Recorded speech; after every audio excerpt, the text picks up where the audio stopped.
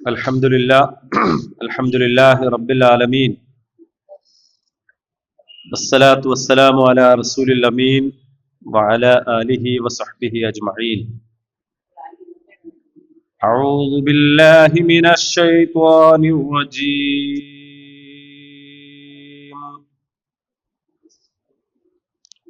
Yas'alunaka 'anil khamri wal maisir. قل فيهما إثم كبير ومنافع للناس وإثمهما أكبر من نفعهما ويسألونك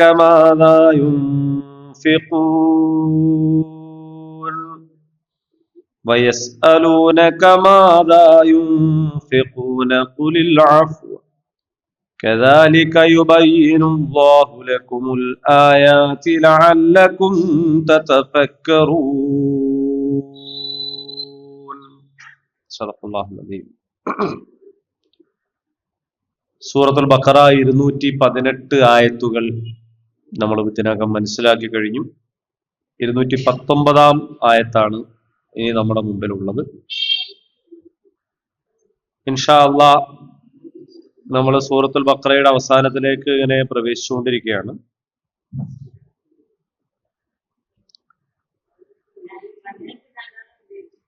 ഇന്നല്ലദീന ആമനു, നിശ്ചയമായും ഒരു കൂട്ടർ,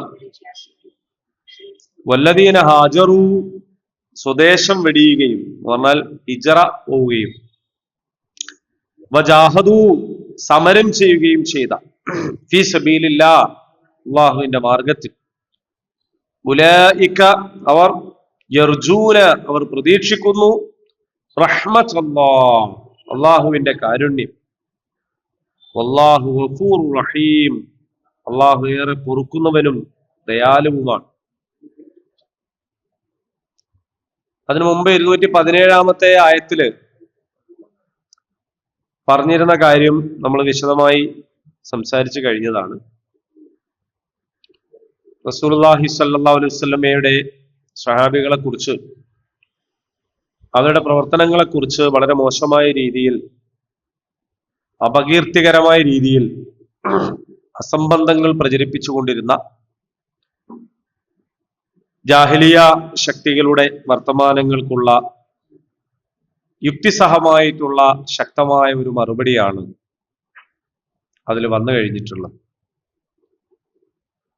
അതിനുശേഷം നടത്തിയ ഒരു പ്രസ്താവമാണ്, എന്നാൽ സത്യവിശ്വാസം സ്വീകരിക്കുകയും അതിന്റെ പേരിൽ നാടുവിടിയുകയും അള്ളാഹുവിന്റെ മാർഗത്തിൽ ജിഹാദ് എന്ന് പറഞ്ഞാൽ കഠിനമായ ത്യാഗ പരിശ്രമങ്ങൾ, അധ്വാനം നടത്തുകയും ചെയ്യുന്നവരാണ് അള്ളാഹുവിന്റെ അനുഗ്രഹം പ്രതീക്ഷിക്കുന്ന ആൾക്കാർ.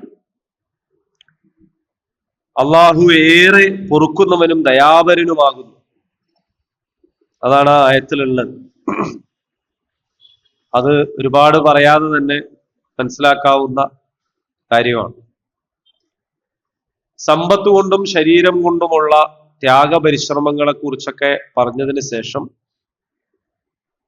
സമ്പത്തിനെയും ശരീരത്തെയും ബാധിക്കുന്ന, അതുമായി ബന്ധപ്പെട്ട സുപ്രധാനമായ ഒരു അന്വേഷണത്തിന്റെ മറുപടിയാണ് അടുത്ത ആയത്ത്.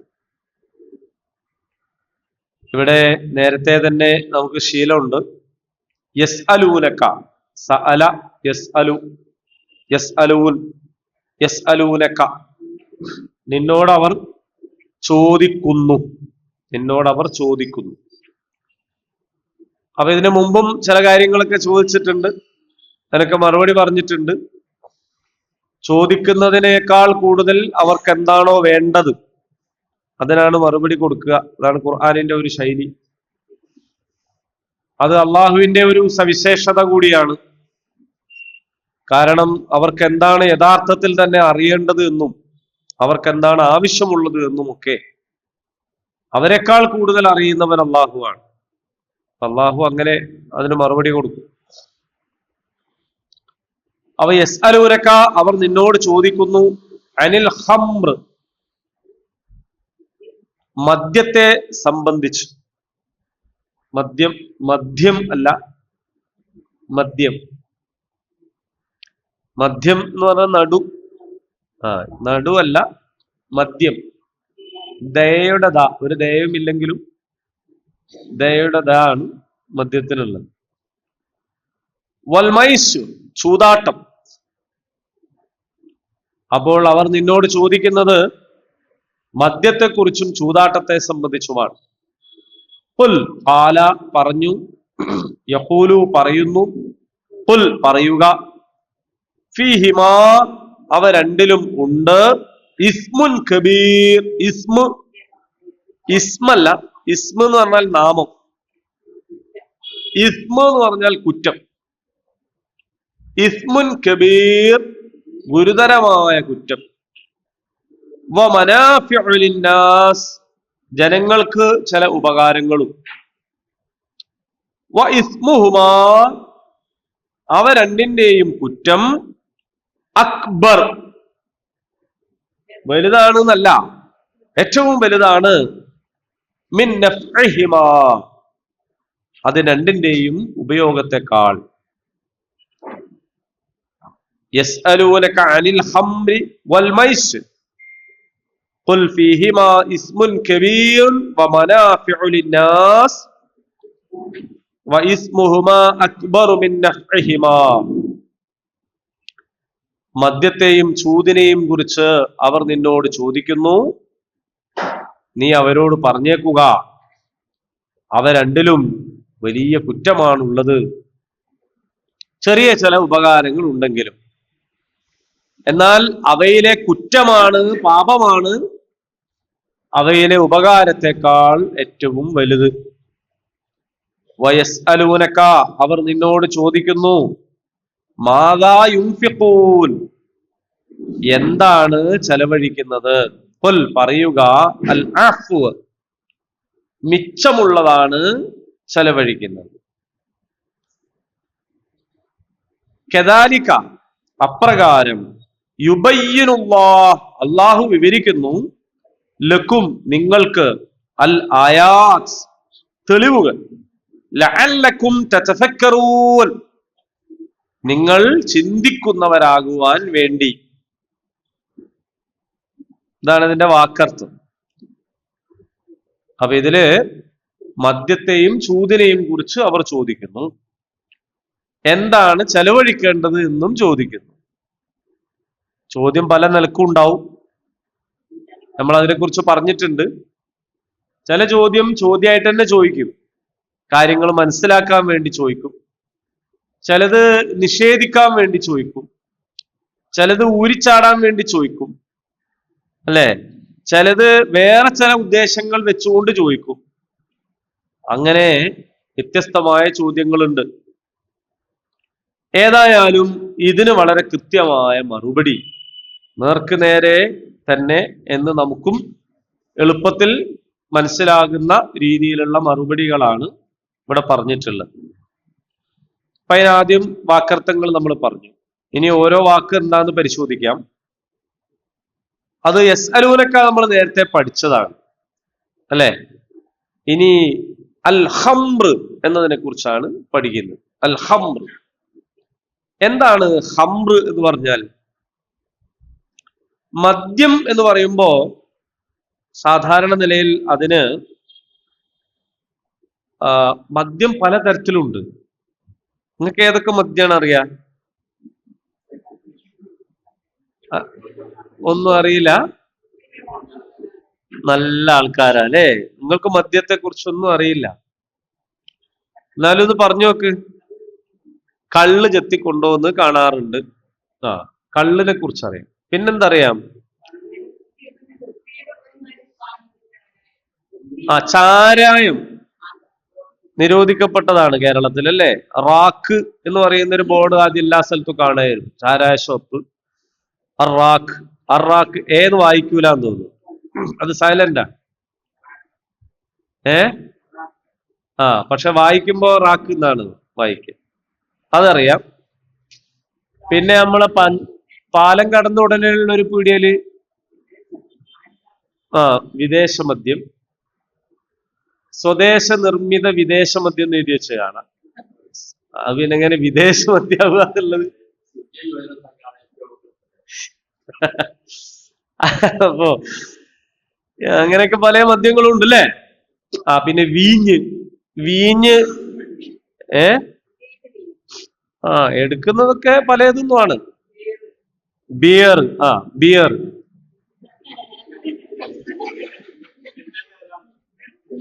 ഓരോരുത്തർക്കും ഓരോ ബ്രാൻഡൊക്കെ ഉണ്ടാവും. അങ്ങനെ വിവിധ തരം. ഇതിനെല്ലാറ്റിലും കൂടി യഥാർത്ഥത്തിൽ അറബിയിൽ പറയുന്ന പേര് നബീദ് എന്നാണ്. നബീദ് പക്ഷേ ഇവിടെ പ്രയോഗിച്ച ഹംറ് എന്ന പദത്തിന്റെ അർത്ഥം ബുദ്ധിയെ മൂടുന്നത് എന്നാണ്. എന്ന് പറഞ്ഞാൽ കുറച്ചുകൂടി വിശാലാർത്ഥത്തിലാണ് ഈ പദം പ്രയോഗിച്ചിട്ടുള്ളത്. ഇപ്പൊ എനിക്ക് ഓർമ്മ വരുന്നത്, നമ്മളൊരു ഡി അഡിക്ഷൻ ക്യാമ്പില് നമ്മുടെ ഒരു പ്രധാനപ്പെട്ട ഒരു ഉദ്യോഗസ്ഥനെ അതിന്റെ ഉദ്ഘാടകനായിട്ട് കൊണ്ടുവന്നു. വളരെ പ്രധാനപ്പെട്ട ഒരു ഉദ്യോഗസ്ഥന. അപ്പൊ അദ്ദേഹം പറഞ്ഞു, നമ്മളുമായിട്ടുള്ള സംഭാഷണത്തിനിടയിൽ പറഞ്ഞു, നിങ്ങൾ ഈ ക്യാമ്പൊക്കെ നടത്തുന്നത് വളരെ നല്ലത് തന്നെ,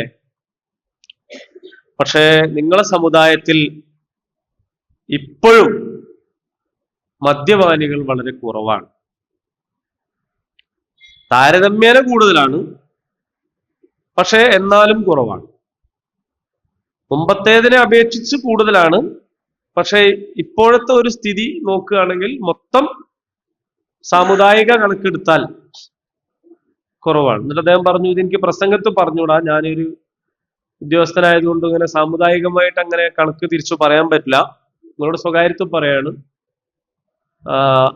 അദ്ദേഹത്തിന്റെ അധികാര പരിധിക്കകത്ത് ഏറ്റവും കൂടുതൽ മുസ്ലിങ്ങൾ താമസിക്കുന്ന പ്രദേശത്ത് ആയിട്ട് പോലും മദ്യപാനികൾ വളരെ കുറവാണ്. എന്നാൽ അദ്ദേഹം പറഞ്ഞു, എന്നാൽ മയക്കുമരുന്നിന്റെ വിഷയത്തിൽ മറ്റുള്ളവർക്ക് എത്തിപ്പെടാൻ പറ്റാത്ത അത്ര വലിയ സ്ഥാനത്താണ് നിങ്ങൾ ഇപ്പോൾ ഉള്ളത്. ഇത് അദ്ദേഹത്തിന്റെ ഒരു പ്രസ്താവനയാണ്.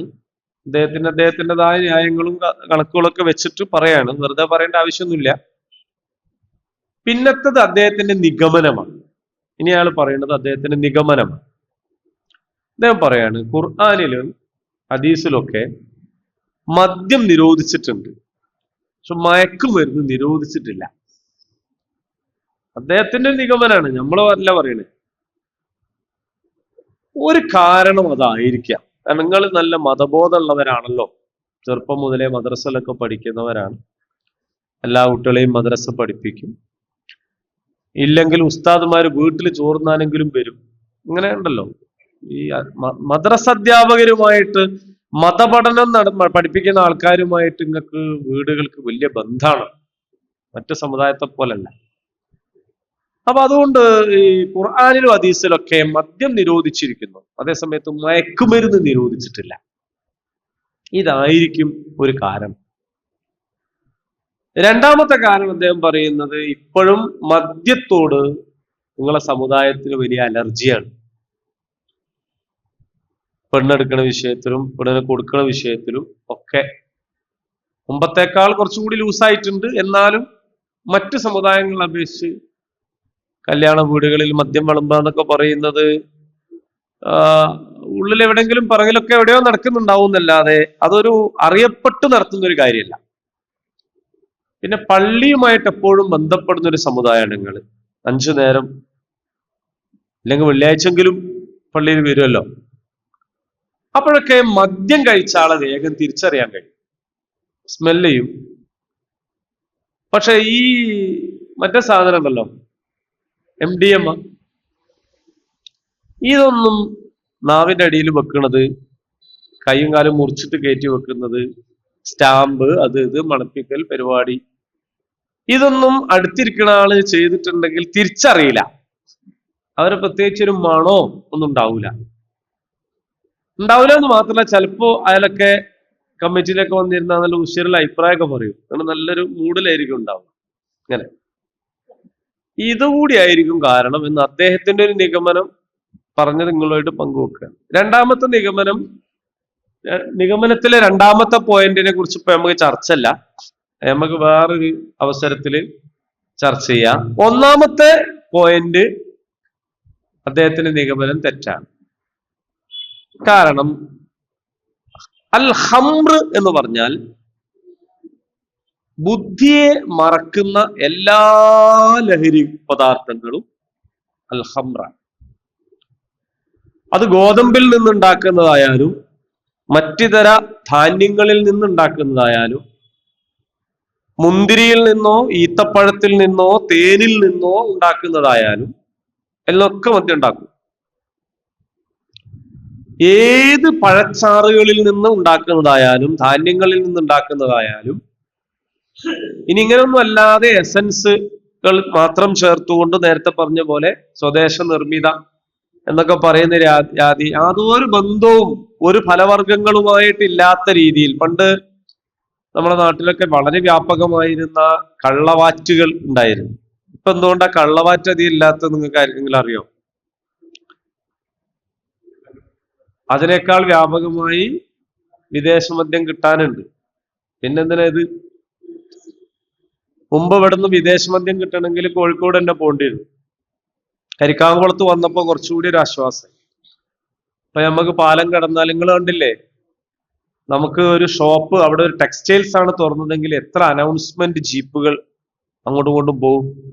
അവിടെ കച്ചവടം തുടങ്ങിയിരിക്കുന്നു, നിങ്ങൾ വരണം, ഇത്ര കഴിവ്, അത് ഇതൊക്കെ എന്തെങ്കിലും ഒരു അനൗൺസ്മെന്റുകൾ കേട്ടില്ല. അവിടെ ഇത് തുറക്കുന്നതിനെ പറ്റി ഇല്ല. എന്നാൽ അവിടെ എന്തെങ്കിലും ആൾക്ക് കുറവുണ്ടോ? അതുമില്ല. ലോറി ഇങ്ങനെ വരുന്നു, ഇറക്കുന്നു, അങ്ങനെ തീരുന്നു, വീണ്ടും അങ്ങനെ. അതിനോട് അനുബന്ധമായിട്ടുള്ള കച്ചവടങ്ങളും പൊടിപിടിക്കുന്നു. ഒരുപാട് കച്ചവടങ്ങൾ ഇപ്പൊ അവിടെ ആയിപ്പോയി. ഇതൊക്കെ ഇതിന് പറ്റുന്ന സാധനങ്ങളാണ്. അപ്പൊ ഇങ്ങനെ വ്യാപകമായപ്പോൾ പിന്നെ എന്ത് വേണ്ടി വന്നില്ല? അപ്പൊ നമുക്ക് പണ്ടൊക്കെ കക്കോടിയിൽ പെട്രോൾ വാങ്ങിക്കാൻ കിട്ടിയിരുന്നു, ബ്ലാക്കിന്. ചില സ്ഥലത്തൊക്കെ പെട്രോൾ ഉണ്ടാവും. വണ്ടി ഉപയോഗിക്കുന്നവർക്കാരും എന്ന സ്ഥലത്ത് ഉണ്ടാവും. അപ്പൊ അതിന്റെ ആവശ്യമില്ല, കാരണം പെട്രോൾ പമ്പിന്റെ ഇഷ്ടം പോലെ വന്ന് വേറെ വിൽക്കാൻ കഴിയില്ല. അതേപോലെയാണ് കള്ളവാറ്റുകൾ കുറഞ്ഞതിന്റെ കാരണം. അപ്പൊ അവിടങ്ങളിലൊക്കെ ചേരട്ടയിടായിരുന്നു, അല്ലെ, ബാറ്ററി ഉപയോഗിക്കായിരുന്നു എന്നൊക്കെ പറയുന്നത് കേട്ടിട്ടുണ്ട്. ഇങ്ങനെ ശുദ്ധമോ അശുദ്ധമോ ആയ ഏതെല്ലാം സാധനങ്ങളിൽ നിന്നുണ്ടാക്കുന്ന എങ്ങനെയെല്ലാം ലഹരി ഉപയോഗിക്കുന്ന സംഗതികളായാലും എല്ലാ ലഹരിയും എന്താണ്? ഹംറാണ്. അങ്ങനെയൊക്കെ പറയാം. പക്ഷെ വാക്ക് അൽ ഹംർ എന്ന് പറയുന്ന വാക്കിന്റെ അർത്ഥം ബുദ്ധിയെ മറക്കുന്നത് എന്നാണ്. വിചാരിക്കും. അങ്ങനെ വിചാരിക്കാതിരിക്കാനാണ് നമ്മൾ ക്ലാസ് വെക്കണം. എന്ന് മാത്രമല്ല, ഈ ഹംർ എന്ന പദം മുന്തിരിയിൽ നിന്നെടുക്കുന്ന കള്ളിന് മാത്രമേ പറയൂ എന്ന് വാദിക്കുന്നവരുമുണ്ട്. അതുകൊണ്ട് മുന്തിരിക്കള്ള് മാത്രമാണ് ഖുർആൻ നിരോധിച്ചത് എന്ന് പറഞ്ഞു കളഞ്ഞവരുമുണ്ട്.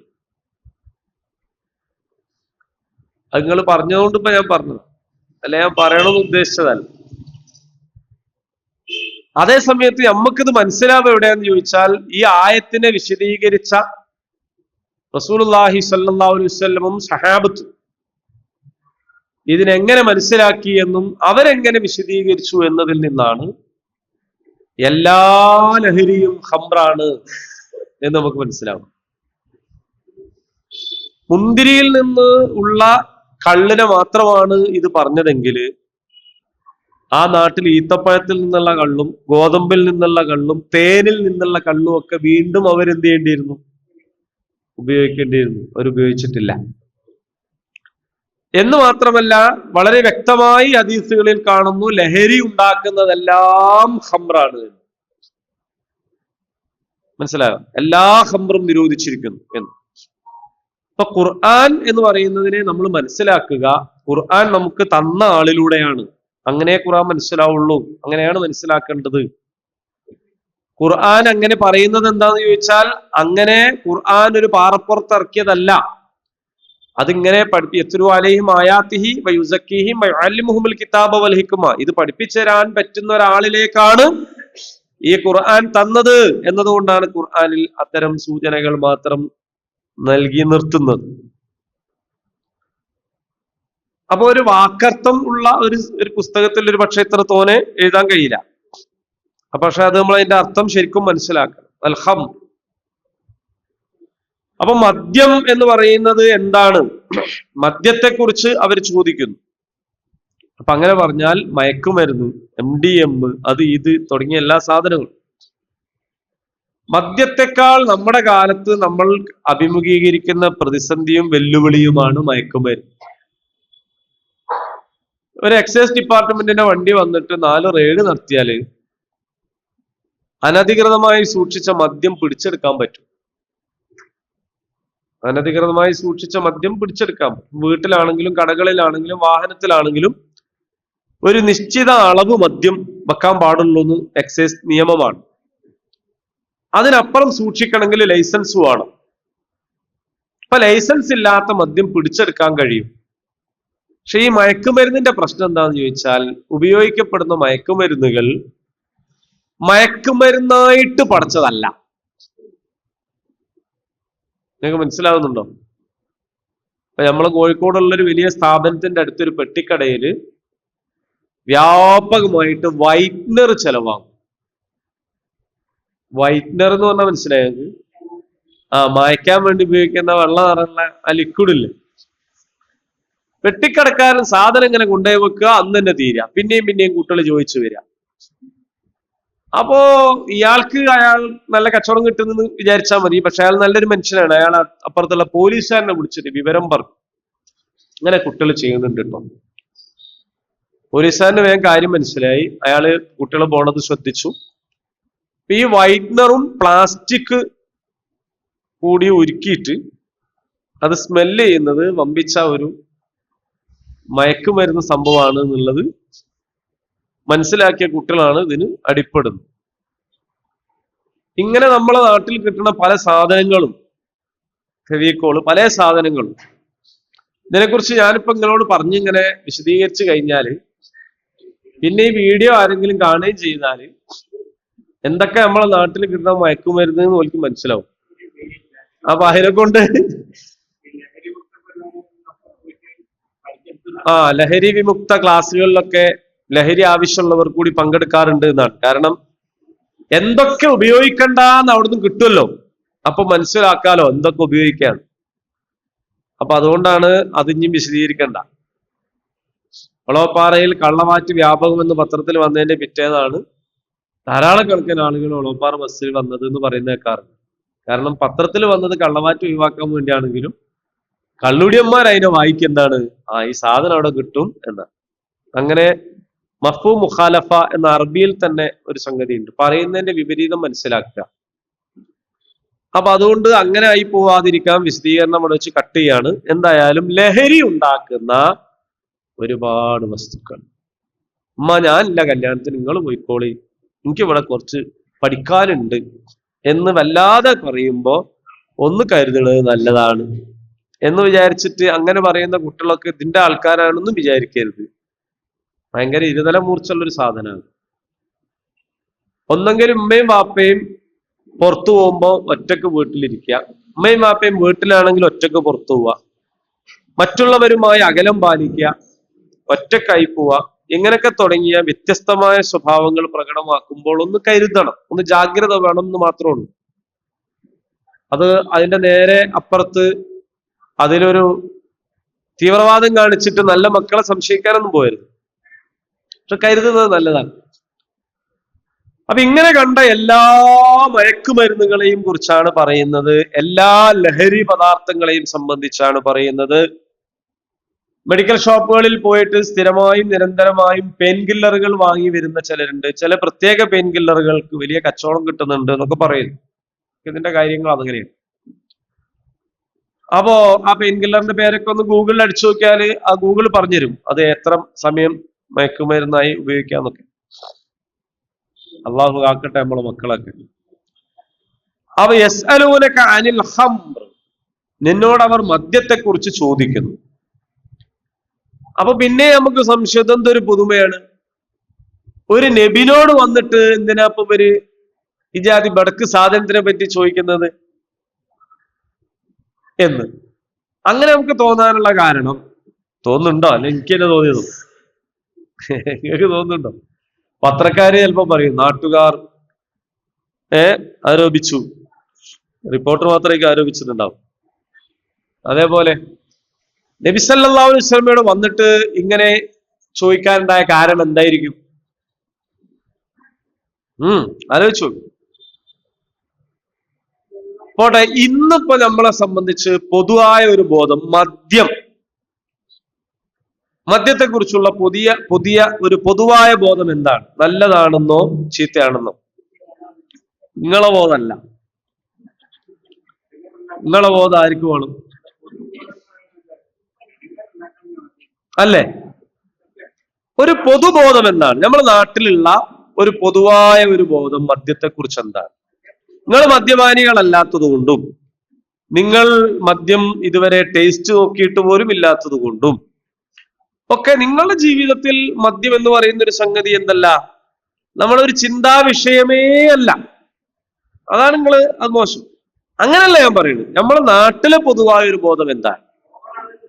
ഓവറാകരുത്. ഞാൻ നേരത്തെ പറഞ്ഞത് അലമ്പാക്കരുത്.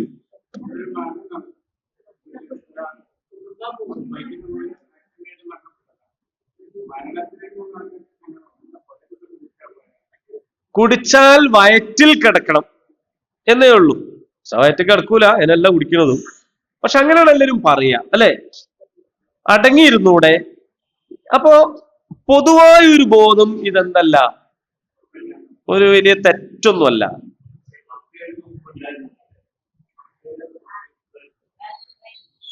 അതെ. ഒരു കാലം തന്നെ, ഈ ആയത്തിറങ്ങിയ കാലം തന്നെ, അതിലേക്കാണ് ഞാൻ വരുന്നത്. പക്ഷെ നിരന്തരമായ മദ്യവിരുദ്ധ, മദ്യവർജന, മദ്യനിരോധന പ്രസ്ഥാനങ്ങളുടെയും അതുപോലെ ഇസ്ലാമിന്റെ തന്നെയും പ്രവർത്തന ഫലമായിട്ട് മദ്യം തെറ്റാണ്, മോശമാണ്, തിന്മയാണ് എന്നൊരു വിചാരത്തിലേക്ക് ജനസമൂഹത്തെ കൊണ്ടുവരാൻ വലിയൊരളവോളം കഴിഞ്ഞിട്ടുണ്ട്. അത് ശരിയാണ്. പ്രത്യേകിച്ച് ഇന്ത്യയെ സംബന്ധിച്ച് ഇന്ത്യയുടെ രാഷ്ട്രപിതാവ് മഹാത്മാഗാന്ധി ഒരു മദ്യവിരുദ്ധനായിരുന്നു എന്നത് അതിന്റെ ഒരു പോസിറ്റീവ് വശമാണ്. ഓരോ രാജ്യത്തിന്റെ പൈതൃകവും ആ രാജ്യത്തിന്റെ സംഗതിയൊക്കെ ആയിട്ട് ബന്ധപ്പെട്ട് നോക്കുമ്പോ ഇന്ത്യയിൽ അങ്ങനെ അദ്ദേഹത്തിന് അത് എവിടുന്ന് കിട്ടിയതാന്നുള്ളത് വേറെ പരിശോധിക്കേണ്ടതാണ്. മദ്യം ആരാധനയുടെ ഭാഗമായ ഒരു സംസ്കാരമാണ് നമ്മുടെ രാജ്യത്തിന്റെ. ജാഹിലിയ അറബികളെ പോലെ. അറബികളും അങ്ങനെയായിരുന്നു. നബി സല്ലല്ലാഹു അലൈഹി വസല്ലമയുടെ വരവിന് മുമ്പ് മദ്യം എന്ന് പറയുന്നത് അവരുടെ ആരാധനയുടെ ഭാഗമായിരുന്നു. വിഗ്രഹാരാധനയോട് കെട്ടുപിണഞ്ഞു കിടക്കുന്ന ഒരു സംഗതിയാണ് മദ്യം എന്ന് പറയുന്നത്. എവിടെ വിഗ്രഹാരാധനയുണ്ടോ അവിടെയൊക്കെ ഈ സംഗതി ഉണ്ടാവും. ഇത് തമ്മിലുള്ള ഒരു പരസ്പരം ഉള്ളൊരു സംഗതിയാണ്. അപ്പൊ പണ്ട് ജാഹിലിയ അറബികളിലും അത് ഉണ്ടായിരുന്നു, പിൽക്കാലത്തും അത് വന്നു. അങ്ങനെ ഇപ്പോ ഒരു മദ്യം വിഷമാണ്, അല്ലെ? ശ്രീനാരായണ ഗുരു കേരളത്തിന്റെ ഒരു നവോത്ഥാന നായകനാണ്. അദ്ദേഹം അതിനെ കുറിച്ച് പറഞ്ഞു, മദ്യം വിഷമാണ്, അത് വിൽക്കരുത്, അത് ചെത്തരുത്, അല്ലെ? അത് കുടിക്കരുത്. അദ്ദേഹത്തിന്റെ അനുയായികളോട് പറഞ്ഞു, നിങ്ങളുടെ ഈ മദ്യം കത്തിക്കുന്നവരെ ചേറ്റുകത്തി, നിങ്ങളുടെ ചേറ്റുകത്തിയേക്കാൾ നിങ്ങൾക്ക് നല്ലത് ക്ഷൗരക്കത്തിയാണ്. മനസ്സിലായോ? നിങ്ങൾ മുടിയും താടിയും പഠിച്ച് പൈസ ഉണ്ടായിക്കോ. നിങ്ങൾ എന്ത് ചെയ്യരുത്, ഇത് ചെത്താൻ പോകരുത് എന്ന് പറഞ്ഞു. ആ ശ്രീനാരായണീയ പ്രസ്ഥാനത്തിന്റെ നേതാക്കന്മാര് മലയാളത്തിലെ ഏറ്റവും വലിയ അബ്കാരി കോൺട്രാക്ടർമാരാണ് ഇപ്പോ. അങ്ങനെയും സംഭവിക്കാം. വിഗ്രഹാരാധനക്കെതിരെ പറഞ്ഞ് ഇബ്രാഹിം നബിന്റെ പേരിൽ വിഗ്രഹം ഉണ്ടാക്കി വെച്ചല്ലേ, അതിലും വലുതാണോ? അല്ലെ? അപ്പോ ഏതായാലും ഇപ്പൊ നമ്മളെ മന്ത്രിമാരിൽ ചിലരൊക്കെ ഇറക്കുന്ന പ്രസ്താവന ഉണ്ട്, മദ്യം ആഹാരത്തിന്റെ ഭാഗമാണ്. എന്താണ്? ഇതിനെ നോർമലൈസ് ചെയ്യാണ്. ഇതൊരു മോശമാണ്, ഇതൊരു തെറ്റാണ്, ഇതൊരു വൃത്തികെട്ട പരിപാടിയാണ് എന്നതിൽ നിന്ന് മെല്ലെ മാറിയിട്ട് ഇതിനെന്താക്കണം, ഒരു സാധാരണ ഒരു ഫുഡ് ഐറ്റമായിട്ട് ഇതിനെ കൊണ്ടുവരാം. അങ്ങനെയുള്ള ഒരു ബോധപൂർവമായ ഒരു ശ്രമം എന്തിനാണ് അവരെ നടത്തുന്നത് ഇപ്പൊ ഞാൻ പറയാം. ഇങ്ങനെ സമൂഹത്തിൽ മദ്യം എന്ന് പറയുന്നത് ഒരു തിന്മയായി മനസ്സിലാക്കപ്പെട്ടിട്ടില്ലാത്ത ഒരു കാലത്താണ് ഈ ചോദ്യം യസ്അലൂനക അനിൽ ഖംർ, മദ്യത്തെക്കുറിച്ച് അവർ നിന്നോട് ചോദിക്കുന്നു. രണ്ടാമത്തെ ചോദ്യം വൽ മൈസർ, ചൂതിനെ കുറിച്ചാണ്. ആ കാലത്ത് പ്രത്യേകിച്ചും ഒട്ടകങ്ങളെയും കുതിരകളെയും ഒക്കെ വെച്ചിട്ട് ചില മത്സരങ്ങൾ ഉണ്ടാവുകയും അവരൊരു പ്രത്യേകമായ കോളങ്ങളും കള്ളികളും ഒക്കെ വരച്ചിട്ട് അതിന് ചില മാർക്കൊക്കെ കൊടുത്തിട്ട് ചില മത്സരങ്ങൾ സംഘടിപ്പിക്കും. അതിൽ പരാജയപ്പെടുന്നവൻ ജയിക്കുന്ന ആൾക്ക് പൈസ കൊടുക്കണം. ആ പൈസയിൽ നിന്ന് അഗതികൾക്ക്, പാവപ്പെട്ടവർക്കൊക്കെ നിശ്ചിത വിഹിതം കൊടുക്കുന്ന ഏർപ്പാടും ഉണ്ടായിരുന്നു. മനസ്സിലായോ? ചിലതൊക്കെ എന്ത് ചെയ്യും, അങ്ങനെ ദാനം കൊടുക്കുന്ന ഏർപ്പാടുണ്ട്. നമ്മുടെ നാട്ടിലെ ഏറ്റവും വലിയ കള്ളക്കടത്തുകാരനായിരിക്കും ഏറ്റവും വലിയ ധർമ്മിഷ്ഠനാവുക. എല്ലാ തിരിച്ചു മനസ്സിലാക്കരുത് ഇതൊന്നും. നല്ല ധർമ്മിഷ്ഠരൊക്കെ അങ്ങനെ മനസ്സിലാക്കരുത്. പക്ഷേ തിന്മ ചെയ്ത് അതിലൂടെ ഉണ്ടാക്കുന്ന സമ്പാദ്യത്തെ നല്ല കാര്യത്തിന് ഉപയോഗിക്കുന്ന ഒരു രീതി. അപ്പൊ ഈ ചൂത് കളിച്ചിട്ട് പൈസ കിട്ടി അതിൽ നിന്ന് എന്ത് ചെയ്യായിരുന്നു, ചില ധർമ്മമൊക്കെ, എന്നിട്ട് അതിൽ അവർ അഭിമാനിക്കുകയായിരുന്നു. ഞാൻ ഇത്ര ചൂതിലൂടെ നേടി, ഞാൻ ഇത്ര കൊടുത്തു. മറ്റൊരു വിളിക്കും, കളിക്കാൻ. ഞാനല്ല, ഈ പിഷ്കനാണ്, നീ പാവങ്ങൾക്ക് അത് കൊടുക്കണതിനെതിരല്ലേ എന്നൊക്കെ ചോദിക്കും.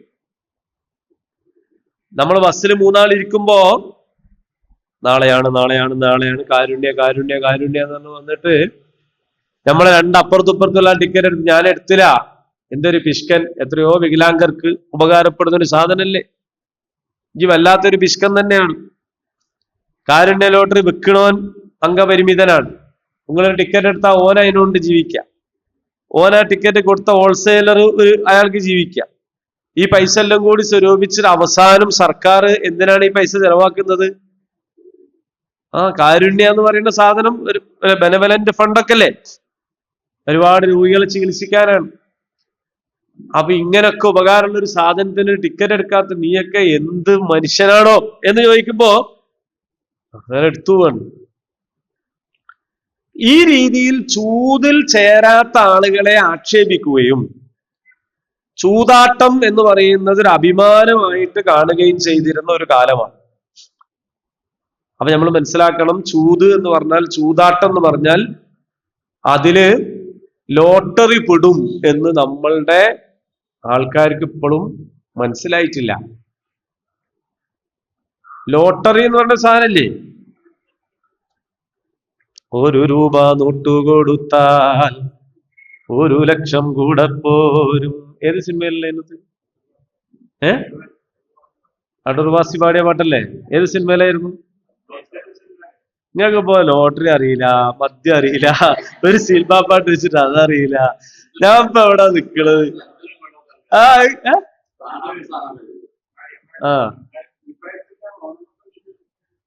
എന്തായാലും ആ 1 ഉറുപ്യ കൊടുത്തിട്ട് 1 ലക്ഷം കിട്ടുന്ന ലോട്ടറി കാലമല്ല ഇത്. ഓണം ബമ്പറിന് 500 ഉറുപ്യ ടിക്കറ്റിന്. അപ്പോ 25 കോടി, 500 രൂപ ഒരു ടിക്കറ്റ് എടുക്കാൻ. നിങ്ങൾ ആലോചിച്ച് നോക്കൂ, ഒരു വീട്ടില് ഒരു മനുഷ്യൻ ഒരു ദിവസം പണിയെടുത്ത് 500 ഉറുപ്യന്റെ ടിക്കറ്റ് എടുത്ത് വന്നാൽ ഉണ്ടാകുന്ന ഒരു അവസ്ഥ എന്തായിരിക്കും ആ വീട്ടിലെ, അല്ലേ? ഈ ചൂതാട്ടം നമ്മളെ നാട്ടിൽ നടക്കുകയാണ്. എത്രയോ പേർ രാവിലെ സുബഹിക്ക് എണീറ്റ് പോയിട്ട് നടത്തുന്ന കച്ചവടമാണ്.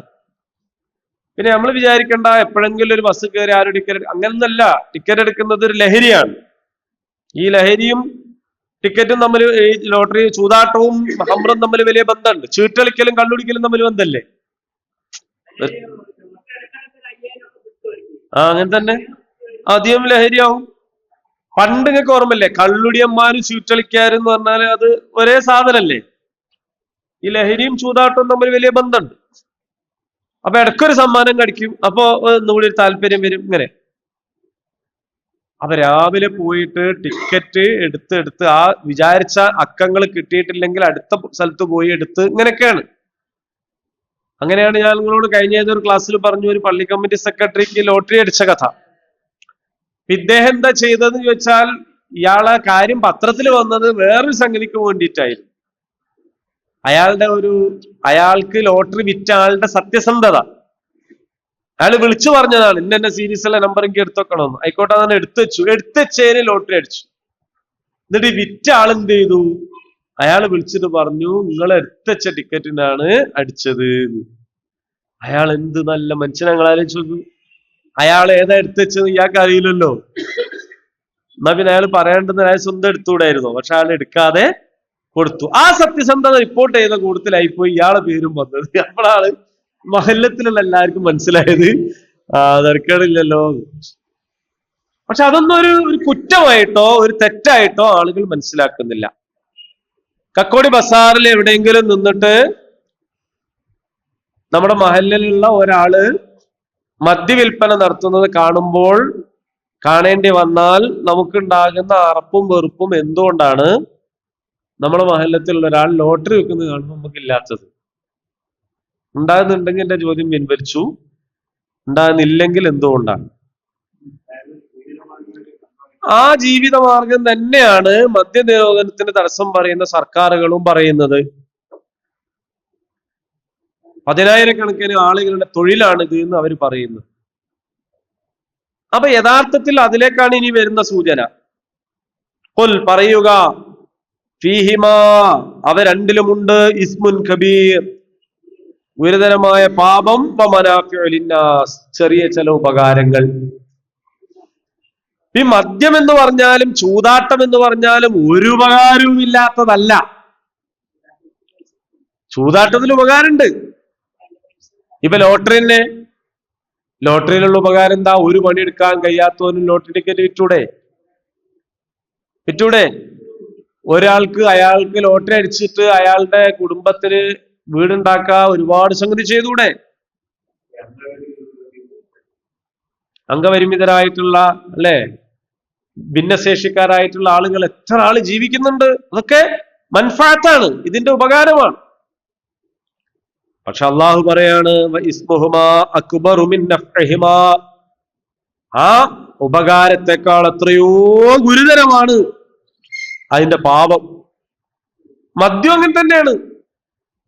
മദ്യത്തിനെ കൊണ്ട് ഉപകാരമുണ്ട്. എന്താണ് ഉപകാരം? മദ്യത്തിന്റെ ഉപകാരം എന്താണ്? ഒരു ഉപകാരം ഇല്ലാതെ നമ്മൾ പറയാം അല്ലെ മദ്യത്തിന്. അതൊന്നുമല്ല. അതൊക്കെ മൈക്രോസ്കോപ്പിക് മൈനോറിറ്റി ആയിട്ടുള്ള ഒരു മൻഫഅത്തിനെ കുറിച്ചാണ് നിങ്ങൾ പറയുന്നത്.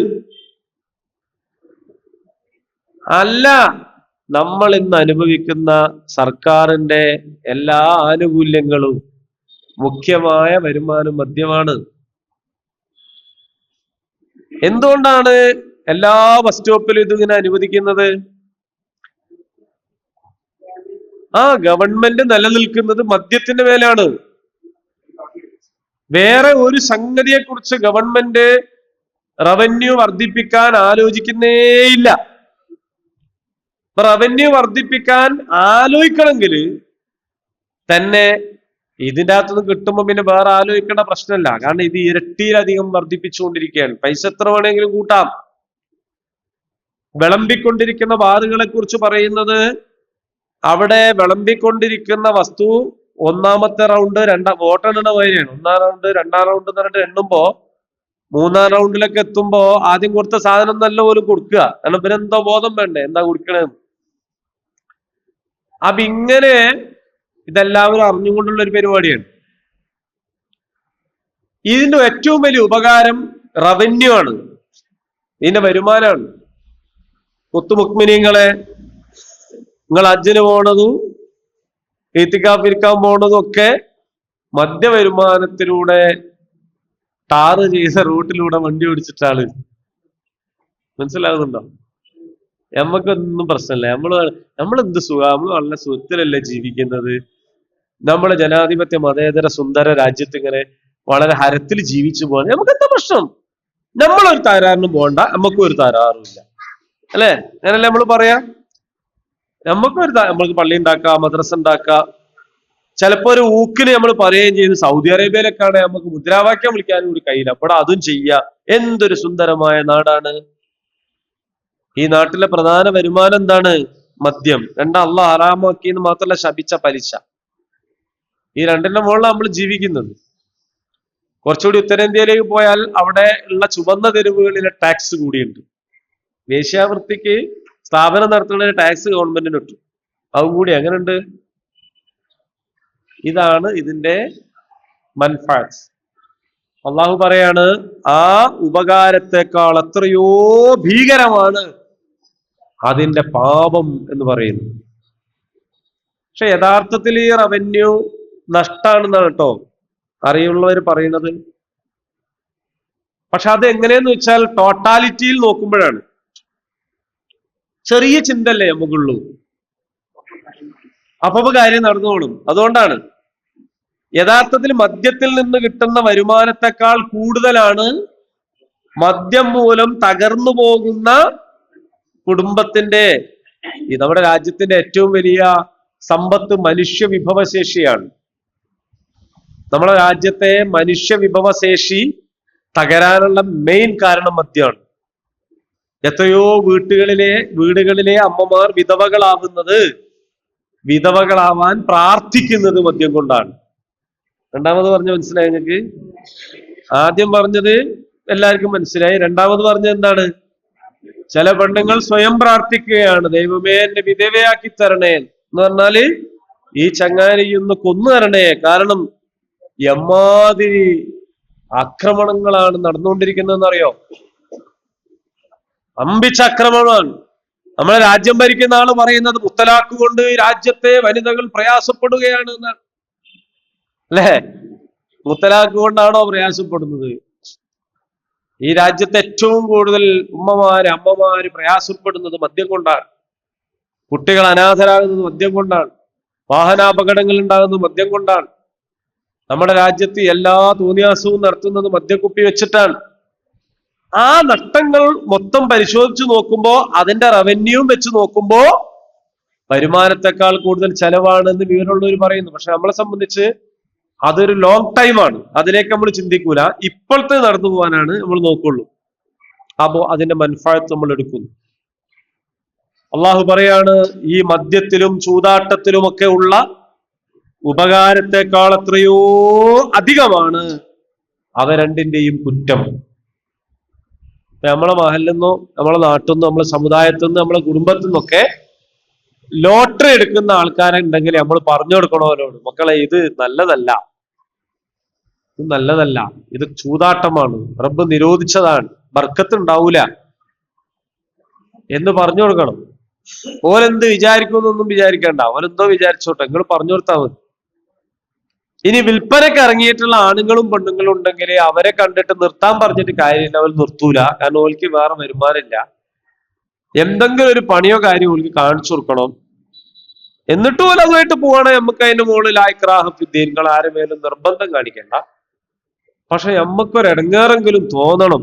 ഒരു തിന്മ കണ്ടാൽ കൈകൊണ്ട് തടയുക, ഇല്ലെങ്കിൽ നാവ് കൊണ്ട്, അതിനും കഴിയുമല്ലോ മനസ്സുകൊണ്ടെന്നെങ്കിലും തോന്നണ്ടേ. നമ്മൾ വളരെ കൂളായിട്ട് ലോട്ടറി പീടികയിൽ നിൽക്കുന്ന തട്ടൊട്ട മഫ്തയിട്ട പെൺകുട്ടികളെ കണ്ടിട്ട് നമുക്കൊരു വികാരവും തോന്നുന്നില്ലെങ്കിൽ നിങ്ങൾ ആലോചിച്ച് നോക്കൂ, അവർക്ക് അതിനെക്കുറിച്ച് അറിയാത്തതുകൊണ്ടാണ്. ആ കഷ്ടപ്പെടാൻ വേണ്ടി. അപ്പൊ അതേ വികാരല്ലേ നമുക്ക് മദ്യം വെക്കണേണ്ടാൽ തോന്നുള്ളൂ എന്നുള്ളതാണ്. ഈ പറയുന്നതില് ഒരു മുസ്ലിം പെൺകുട്ടി സെയിൽസ് ഗേൾ ആയിട്ട് നിൽക്കണേണ്ട അങ്ങനെ ഉണ്ടാവും അല്ലേ? അതേ തോന്നലല്ലേ ഇതിനും വേണ്ടത്. ഒന്ന് ശാരീരികമാണ്, ഒന്ന് മാനസികമാണ്, ഒന്ന് സാമ്പത്തികമാണ്. അപ്പൊ അതുകൊണ്ട് നമ്മൾ ബോധവൽക്കരിക്കണം, നമ്മൾ ബദൽ സംവിധാനം ഉണ്ടാക്കണം. മുസ്ലിം സംഘടനകൾക്ക് അതിൽ ഉത്തരവാദിത്വമുണ്ട്, മഹല്ലിന് ഉത്തരവാദിത്വമുണ്ട്, വ്യക്തികൾക്ക് ഉത്തരവാദിത്വമുണ്ട്.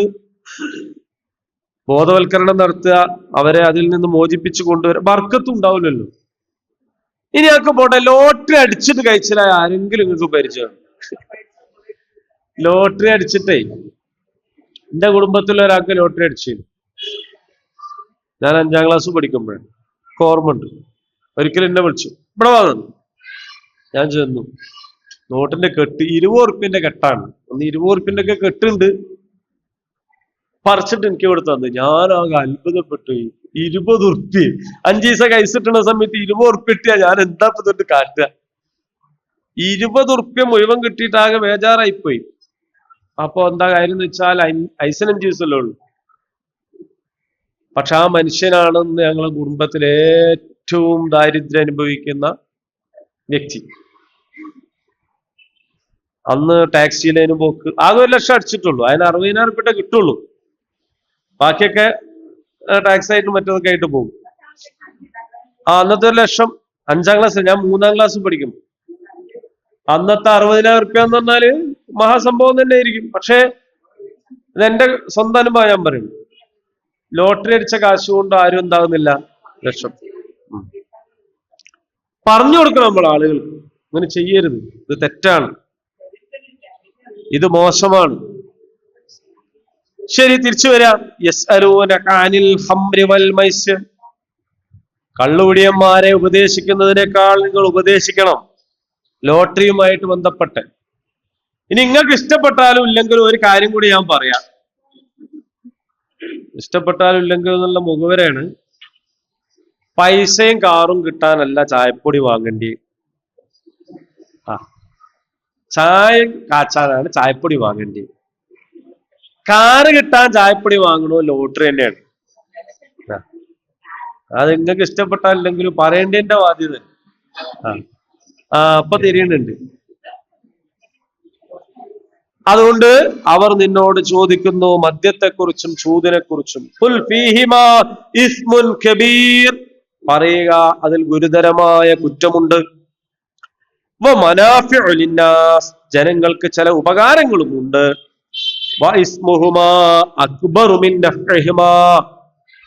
എന്നാൽ അതിലെ കുറ്റമാണ് ഉപയോഗത്തെക്കാൾ ഏറ്റവും വലുത്. അപ്പൊ ഇസ്ലാമിക ശരീഅത്തിലെ വളരെ മൗലികമായ ഒരു കാര്യം കൂടി ഇതിലൂടെ നമുക്ക് മനസ്സിലായി തരുന്നുണ്ട്. ഇതുകൂടി നിങ്ങൾ പഠിക്കുക. അതെന്താന്ന് ചോദിച്ചാൽ, നമുക്കിപ്പോ എല്ലാ കാര്യങ്ങളും പുതിയതായി വരുന്ന എല്ലാ കാര്യവും ഖുറാനിൽ ഉണ്ടാവില്ല. ഖുറാനിൽ അടിസ്ഥാനമാണ് ഉണ്ടാവുക. അപ്പൊ ഈ അടിസ്ഥാനത്തിൽ നിന്ന് നമ്മൾ ബാക്കി കാര്യങ്ങൾ ചിന്തിക്കണം, മനസ്സിലാക്കണം. ഒരു കാര്യം വേണോ വേണ്ടേ എന്ന് തീരുമാനിക്കാൻ, അത് കച്ചവടമാണെങ്കിലും വേറെ എന്ത് ഇടപാടാണെങ്കിലും കല്യാണാലോചനയാണെങ്കിലും ഏത് സംഗതിയാണെങ്കിലും നമ്മളെ മുമ്പ് ഒരു സാധനം വേണോ വേണ്ട എന്ന് തീരുമാനിക്കാൻ നമ്മളൊരു കോളത്തില് അപ്പുറത്തുപ്പുറത്ത് എഴുതുക. അതിന്റെ ഗുണങ്ങൾ ഇന്നത്, ദോഷങ്ങൾ ഇന്നത്, ഗുണങ്ങൾ ഇന്നത്, ദോഷങ്ങൾ. നമ്മളിപ്പോ ഒരു സ്ഥലത്ത് പോകാൻ തീരുമാനിച്ചാൽ അതിന്റെ ഗുണം ഇന്നത്, ദോഷം ഇന്നത്. ഒരു കാര്യം പറയാൻ പോവാണ്, യെസ് പറഞ്ഞാൽ ഇന്ന ഗുണം ഇന്ന ദോഷം, നോ പറഞ്ഞാൽ ഇന്ന ഗുണം ഇന്ന ദോഷം. അങ്ങനെ മെറിറ്റും ഡിമെറിറ്റും എഴുതി നോക്കിയാൽ നമുക്ക് മനസ്സിലാവും അതിലെന്താ ചെയ്യേണ്ടത്. അതിന്റെ ഒരു സ്കെയിലാണ് ഇപ്പോൾ ഇവിടെ തരുന്നത്. നിങ്ങൾക്ക് ഗുണമാണോ ദോഷമാണോ കൂടുതൽ? വളരെ ക്ലിയർ ആണ്. ചെറിയ ചില ഗുണങ്ങളില്ലാത്ത ഒരു സംഗതി ഉണ്ടാവില്ല. പക്ഷേ ദോഷമാണ് അധികമെങ്കിൽ അത് ഒഴിവാക്കണം. ഭക്ഷണമാണെങ്കിലും അങ്ങനെ തന്നെ. ഗുണം എന്താണ്? പള്ളറിയും, അന്നേരം വിശപ്പ് മാറും, നമ്മുടെ രുചിമുകുളങ്ങളെ ത്രസിപ്പിക്കും, നല്ല ഹരണ്ടാവും. പക്ഷേ ദോഷമാണ് കൂടുതലെങ്കിൽ അത് ഒഴിവാക്കുക. ഗുണമാണ് കൂടുതലെങ്കിൽ, അപ്പൊ ഈ ഒരു എല്ലാ കാര്യങ്ങളുടെയും ഒരു അളവുകോൽ, ഗുണവും ദോഷവും വളരെ കൃത്യമായിട്ട് അള്ളാഹു ഹറാമാക്കിയ മുഴുവൻ കാര്യങ്ങളും മഹാപാപവും ദോഷവുമായിരിക്കും അതിൽ കൂടുതൽ ഉണ്ടാവുക. അത് നമുക്ക് മനസ്സിലാക്കാൻ കഴിയും. അപ്പൊ അങ്ങനെ നമുക്ക് ഉള്ളൊരു അളവുകോൽ കൂടിയാണ് ഈ പറഞ്ഞത്. രണ്ടാമത്തത് വേറൊരു പാഠം ഇതിലുള്ളത്, അള്ളാഹു താല മദ്യം നിരോധിച്ചത് ഘട്ടം ഘട്ടമായിട്ടാണ്.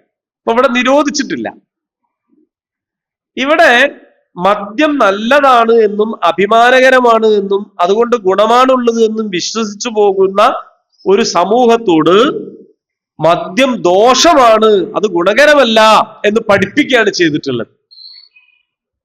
ഞാൻ പറഞ്ഞില്ലേ, നമ്മൾ ജാഹിലിയ കാലത്ത് തന്നെ ആയിരുന്നു ഉള്ളത്. പിൽക്കാലത്ത് ചെറിയ ചില മാറ്റങ്ങൾ വന്നിരുന്നു.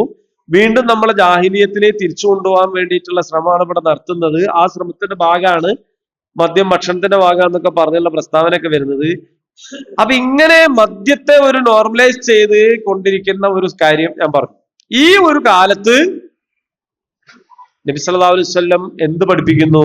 മദ്യം മോശമാണ്. അങ്ങനെ അല്പാൽപം ഘട്ടം ഘട്ടമായിട്ട് ഒരു സമൂഹത്തെ വളർത്തിക്കൊണ്ടുവരിക എന്നതാണ് അതിലൂടെ ചെയ്യുന്നത്. അങ്ങനെയാണ് പലിശ നിരോധിച്ചത്, അങ്ങനെയാണ് മദ്യം നിരോധിച്ചത്. അത് ഇസ്ലാമിന്റെ ഒരു സ്റ്റൈലാണ്, കുറേശ്ശെ കുറേശ്ശെ കുറേശ്ശെ. എന്നാൽ ആദർശ കാര്യത്തിൽ കുറേശ്ശെ കുറേശ്ശെ ഇല്ലട്ടോ, അവിടെ ഫുൾ സ്റ്റോപ്പാ. 365 വിഗ്രഹങ്ങൾ ആരാധിക്കുന്ന മുശ്രിക്കീങ്ങളെ നിങ്ങൾ 5 ഒഴിവാക്കി, 360 മതി, പിന്നെ 10 കൂടി ഒഴിവാക്കി. ഇങ്ങനല്ല. ലാ ഇലാഹ ഇല്ലല്ലാഹ്, അല്ലാഹു അല്ലാത്തൊരു ഇലാഹുല്ല. അത് വിഗ്രഹമാണെങ്കിലും വ്യക്തിയാണെങ്കിലും നേതാവാണെങ്കിലും സ്വന്തം ഇച്ഛയാണെങ്കിലും എന്താണെങ്കിലും ഇലാഹിന്റെ സ്ഥാനത്ത് അല്ലാഹ് മതി, വേറൊന്നുമില്ല.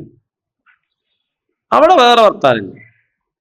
അതേസമയം നിസ്കാരം പോലും നിങ്ങൾ നോക്കൂ, 5 വക്ത് ജമാഅത്ത് നിസ്കാരം അതില്ല, ജുമാ അതില്ല, ഘട്ടം ഘട്ടമായിട്ട്. ദുശ്ശീലങ്ങളിൽ നിന്നുള്ള മാറ്റം ഘട്ടം ഘട്ടമായിട്ടാണ്. നോമ്പ് ആദ്യമൊക്കെ മാസത്തിന് 3 ദിവസം നോമ്പ് ഇങ്ങനെയൊക്കെ, റമദാനിലെ മുഴുവൻ നോമ്പ് വന്നത് പിന്നെയാണ്. പക്ഷെ ആദർശ കാര്യത്തിൽ അങ്ങനല്ല. ഒറ്റയടിക്ക് നിങ്ങൾ എന്ത് ചെയ്യണം? അപ്പൊ ഒരാൾ ആദർശത്തിൽ വിശ്വസിച്ച പിറ്റേന്ന് മുതൽ തന്നെ അയാൾക്ക് ഇങ്ങനെല്ലാം കൂടി കഴിഞ്ഞോളൊന്നുമില്ല. അതും നിങ്ങൾക്ക് മനസ്സിലാക്കാം. നല്ലൊരു കുടിയൻ ഷാത്ത് എൽമ വലിയ വന്ന അന്ന് തന്നെ കുടിച്ചില്ലെങ്കിൽ ചിലപ്പോ എന്താവും?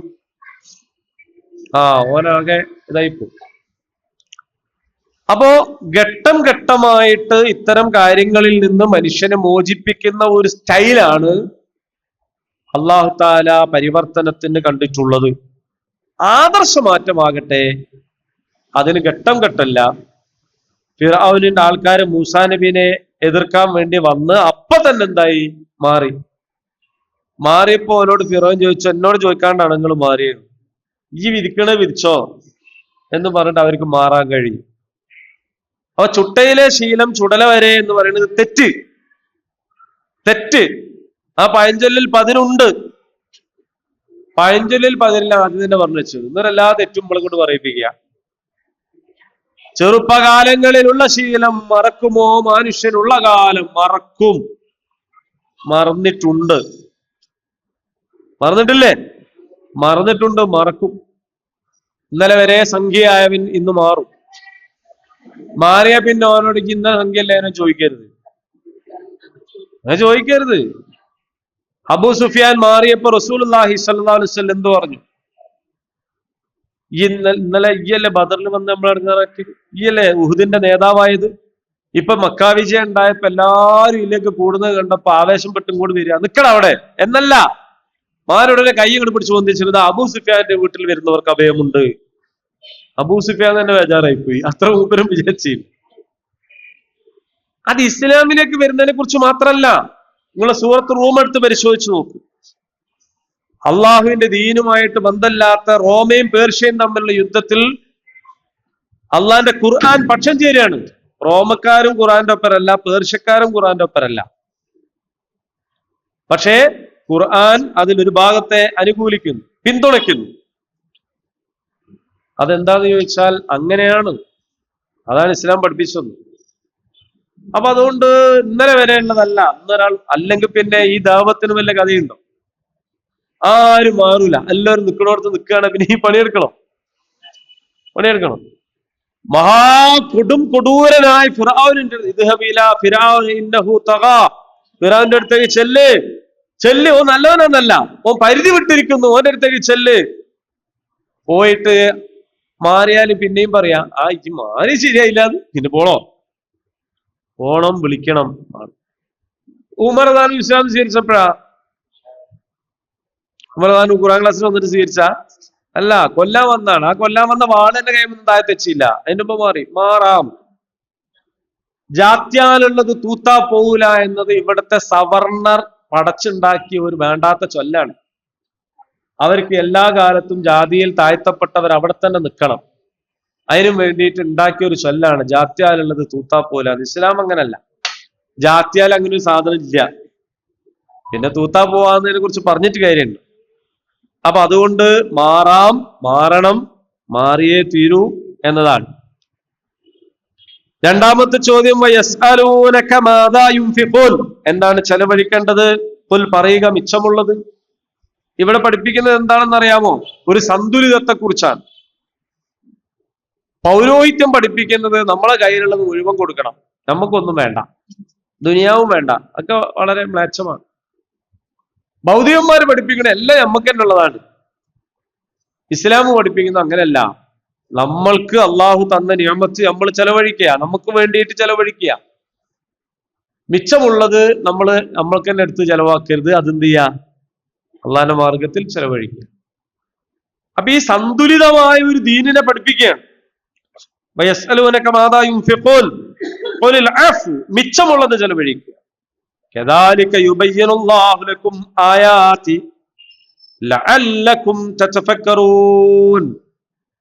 അങ്ങനെ അള്ളാഹു വിവരിക്കുകയാണ്. എന്ത് തെളിവുകള്? എന്തിനാണ്?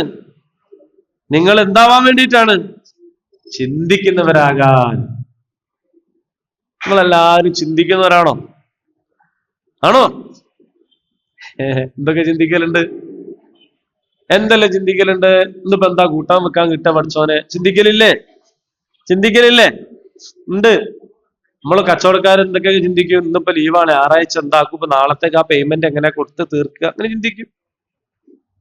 പലതും ചിന്തിക്കും. അതൊക്കെ ഡെയിലി റുട്ടീനാണ്, നമ്മുടെ ജീവിതത്തിലെ നിത്യനിദാനമായ കാര്യങ്ങളാണ്. ഇന്നിപ്പോ കല്യാണത്തിന് പോകണ്ടല്ലോ, എങ്ങനെ പോവാ? ഇന്നലെ ഒരു കല്യാണത്തിന് പോയില്ലല്ലോ, എന്താ അവരോട് പറയാ, അല്ലെ? ഇന്ന് കല്യാണത്തിന് പോകുമ്പോ ഇപ്പൊ എന്താണ് അവിടെ ബോക്സിൽ ഇടുക, എഴുന്നപ്പോ പൈസ കിട്ടുക, ഇങ്ങനെ ഒരുപാട് കാര്യങ്ങൾ നമ്മൾ നിത്യജീവിതത്തിൽ ചിന്തിക്കുന്നതാണ്. നിങ്ങൾ കണ്ടോ തീവണ്ടി പോകുമ്പോ നായി കാത്തുക്കുന്നുണ്ട്? നിങ്ങള് റെയിലിന്റെ അടുത്ത് ഇല്ല, ഇവിടെ റെയിലില്ലല്ലോ. ട്രെയിന് പോയി തീരുന്നവരെ നായി അവിടെ നിൽക്കും. എന്തിനാ നിൽക്കണ്? നായിക്കറിയാം അപ്പൊ ഞാൻ അങ്ങോട്ട് കടന്നാൽ എന്താവും. നായിക്കറിയാം, നായ അത് പോണവരെ കാത്തുനിന്ന് അത് പോയിട്ടാ നായി കടക്കുള്ളൂ. നമ്മൾ വിചാരിക്കും നമുക്ക് മാത്രമേ ബുദ്ധിയുള്ളൂ, പക്ഷെ നായിക്ക് ബുദ്ധിയുണ്ട്. മീൻ ചട്ടിന്റെ അടുത്ത് വന്ന പൂച്ചന്റെ തലമണ്ടക്ക് ആ കത്തിന്റെ കണയോണ്ട് ഒരു കൊട്ടുങ്ങൾ എന്തെങ്കിലും കൊടുത്തിട്ടുണ്ടെങ്കിൽ പിന്നെ പൂച്ച 4 വഴിക്ക് വരൂല. അതെന്താ? പൂച്ചക്കറിയാം ഞാൻ അവിടെ പോയാൽ തട്ടി വെക്കും. ഇതെല്ലാ ജന്തുക്കളുടെയും ഡെയിലി ചിന്താശേഷിയാണ്. മനുഷ്യനോട് അന്ന് ചിന്തിക്കാൻ പറഞ്ഞത് ഇതല്ല. ഇതെന്തായാലും നിങ്ങൾ ചിന്തിക്കും.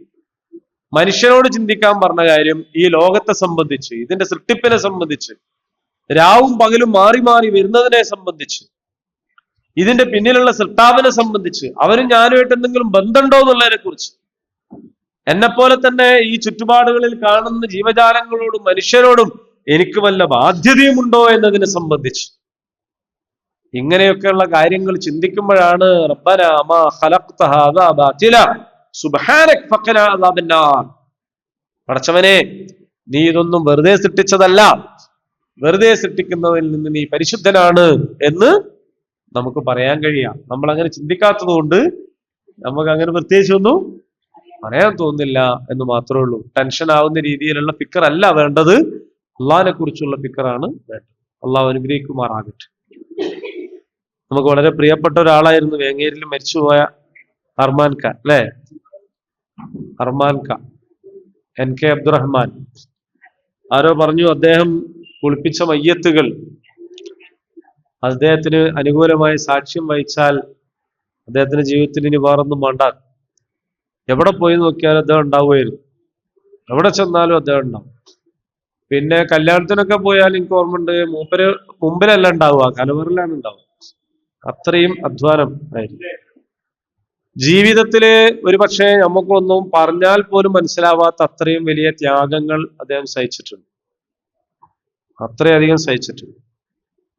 പക്ഷെ അദ്ദേഹം എന്നിട്ടും വളരെ സുന്ദരമായി ജീവിച്ച് കാണിച്ചു. എല്ലാം അതിൽ പെട്ടതാ. അള്ളാഹു മഗ്ഫിറത്തും മർഹമത്തും നൽകി അനുഗ്രഹിക്കുമാറാകട്ടെ. അള്ളാഹു അദ്ദേഹത്തിന്റെ അമലുകൾക്ക് ധാരാളം അനേകം ഇരട്ടി പ്രതിഫലം നൽകി അനുഗ്രഹിക്കുമാറാകട്ടെ. اللهم ربنا تقبل منا إنك أنت السميع العليم وتب علينا إنك أنت التواب الرحيم. ربنا آتنا في الدنيا حسنة وفي الآخرة حسنة وقنا عذاب النار. آمين. الحمد لله رب العالمين.